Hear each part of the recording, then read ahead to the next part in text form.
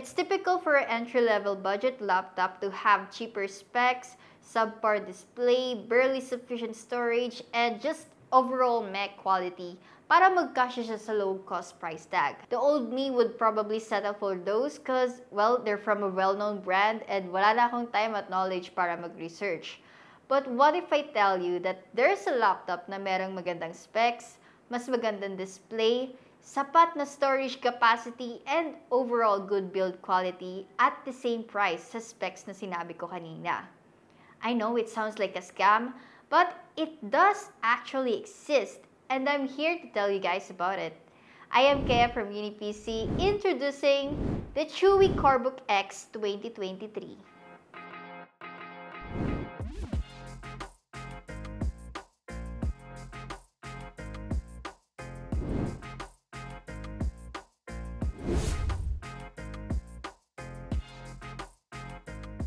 Here is the Chewy Corebook X 2023. Sa mga hindi familiar sa brand na Chewy, sila ay isang gadget manufacturer based in Shenzhen, China, founded on 2004.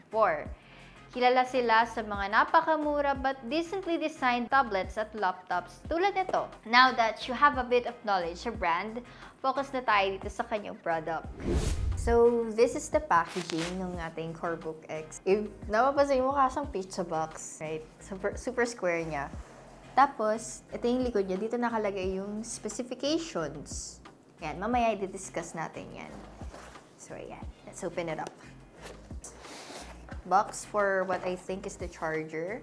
DC adapter. Ito yung kanyang AC adapter. Ang specs ng kanyang AC adapter is 19 volts and 3.42 amperes with 65 watts.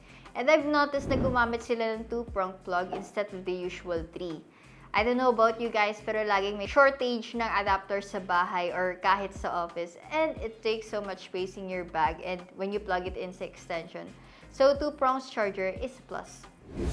So, ito yung laptop natin. It's very secured inside this styro. Like, lahat ng size niya is covered ng styro. Ooh! Pala, may something here. I think ito yung printables niya. Buksan natin. Oh no. Ayan, ayan. Ayan. So, dito sa likod, nandito yung kanyang warranty card. Said product inspection report. Tapos, ito yung kanyang manuals. I think thank you card ng Chewy. So, that's nice. Yan. Let's put this away. Here you go. Yan. Dito na tayo sa laptop. Ito siya. Very secured sa, sa styro. So, like, if concerned kayo sa shipping, safety, I think, wala siyang, mababawasan yung issue mo for that. Tapos, ito na yung ating laptop. Covered siya nitong sleeve to protect it from scratches, of course. Yan. For specifications, according to the website, we got 14-inch QHD display with 3:2 aspect ratio tapos 100% sRGB. For CPU, we have an Intel Core i3-1215U processor, 8GB onboard DDR5 memory, but I think you can upgrade this up to 16GB. Mamaya malalaman natin. 512GB of storage and Windows 11 Home OS. So, let's talk about the chassis first. It has this dark gray matte finish and the Chewy branding embossed dito sa upper right corner niya. And it looks really clean in a chic kind of way that would fit right in sa isang professional setting or in a cafe if you want to pretend that you went there to finish your assignments. But in reality, gusto mo lang may connect na internet para mag-Netflix. Char! It doesn't look like the cheap laptop that I imagined it to be. And it actually looks more expensive than it is. So, no worries about the aesthetic. However, you'll be able to tell its actual value pag hinawakan mo pala tong branding niya dito. So, it's really rough. Parang nakalimutan nilang isand. So, you won't find quality like this sa other well-known brands. As long as no one takes a closer look dito sa logo na to, I think no one can tell that you have a 25K laptop. So, sa rigidity ng ating laptop, parang hindi talaga siya mumurahing laptop kasi it's so tough. Meron lang konting parang agwat dito sa edge. if you look closer, pag press mo siya. But I don't think na very concerning yun. Kasi it's really tough to touch. It feels really robust for the price. Dito nga lang sa gitna, of course, may konting flex, but that's normal dahil sobrang nipis ng ating laptop. Medyo, ang weird lang ng bridge na ginawa nila here. It makes it kind of a bit harder to open it. Pero, that's not really an actual issue. Yan. Hindi mo siya kayang buksan with one hand because, yun nga, manipis yung laptop. But that's fine. So, check natin yung rigidity ng kanyang keyboard. Wala ring like issues, very tough. The keyboard itself doesn't flex that much, so that's great. All in all, I think it's very good. That's really surprising considering the price. And nakakita ako na ng mga laptops na mas mahal. Tapos pag minove mo tong hinges niya, gagalaw yung ditong part ng laptop. So, I think they really did a good job sa build quality ng laptop na to. Sa ilalim, you can find its vent and the user-friendly access panel for upgrades. This means you don't have to remove the whole bottom chassis if gusto mo mag-upgrade. Most laptops rarely get this feature, so it's really nice to see it on a laptop from a less-known brand. My God, paano nila pinagkasya to within 25K, no? So, for dimensions, we have 31 centimeters for the width, 23 centimeters for the depth, and less than 1.9 centimeters for thickness. It weighs for only about 1.35 kilograms, so no problem sa portability if need mo tong bitbitin araw-araw for work or school. The only concern about laptops this small is kakaunti lang yung pwedeng magkasyang ports. Dito kay Corebook X, meron lang siyang Type-C port, katabi ng charging port. Sa kabilang side, isang USB Type-A, audio combo jack, and a micro SD card. We're missing at least a display port and an RJ45. Although, pwede mo nang gamitin yung Type-C for display, karamihan lang kasi gumagamit pa rin ng HDMI. Fortunately, may mga nabibiling adapter like this online if you need more ports. Anyways, move na tayo sa ibang parts ng laptop na to. Dito sa keyboard panel, we have a light indicator for power, caps lock, and touchpad lock. And below is a 75% 10-key less keyboard. Again, hindi siya mukhang mumurahing laptop except dito sa part ng power button. I don't know what happened, pero parang galing siya sa keypad ng isang larong laptop. Still, the rest of the laptop feels okay, and I like the size and the distance of each keys, tapos ang clicky ng tunog niya, but not to the point na nakakabother siya. Moving on sa touchpad, it actually has one of the widest I've seen sa isang entry-level laptop. Which is good because it means you got more working space. Wala ring awkward na flex if I press it too hard sa corner, so that's another plus. Yung surface nga lang niya is medyo magaspang than usual. Parang standard kasi ngayon ng mga laptops na kasing kinis siya ng mga salamin. Pero sa akin, hindi naman siya issue as long as responsive yung navigation at gumagana lahat ng gestures. Before I power on this laptop, gusto ko munang makita yung kanyang internals. I'm currently not allowed to open this, so magko-call for help tayo. Para ma-access natin yung loob ng laptop, you have to remove a total of 15 screws sa bottom plate. Kasama dyan yung dalawang screws sa easy access panel at yung dalawang nakatago sa ilalim ng mga rubber feet sa taas. Aside from those hidden screws, wala masyadong hirap alisin yung bottom plate, kaya mapapadali ka sa maintenance if you ever want to do it yourself pagtapos ng warranty. Wow, I'm already seeing something I didn't expect to see in this type of laptop. Let's start with the storage. You can clearly add another 512GB M.2 SSD dito. So that's a huge plus point for me. Dagdag ko na lang din na for 25K usually nasa 256GB lang yung nakukuha mong storage from other brands. Tapos di pa upgradable. So good job, Chewy.